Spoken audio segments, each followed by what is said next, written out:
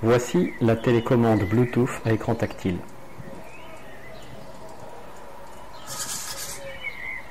On peut sélectionner la vitesse parmi 4 vitesses préprogrammées, ainsi que la démarche parmi 3 démarches préprogrammées, à 1, 2 ou 3 pattes levées à la fois. Avec le doigt, on va sélectionner la direction et le sens de déplacement.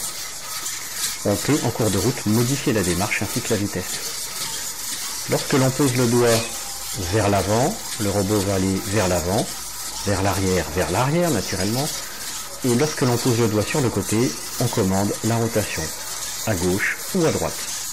Les mouvements sont également combinés si on pose le doigt en travers de l'écran. En appuyant au centre, on arrête le robot.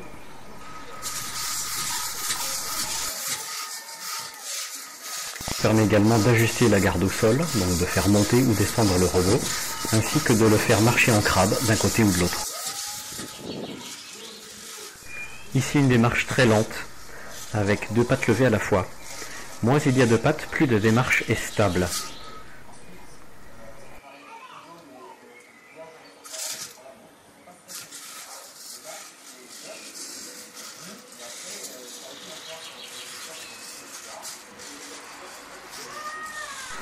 La télécommande Bluetooth dispose de 4 vitesses prédéfinies.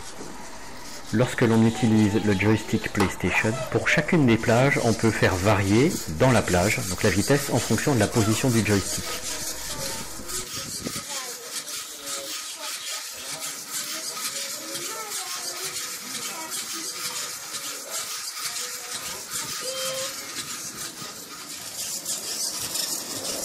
Encore une fois, une démarche à 2 pattes levées.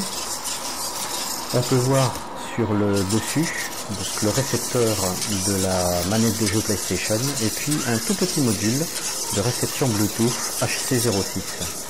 Sur la télécommande à écran tactile, il y a un module HC05, donc mètre, et qui est appairé avec ce module HC06 qui lui est esclave. Une fois que l'appairage est réalisé, on désactive donc la fonction appairage de manière à ce que l'appairage reste mémorisé entre les deux.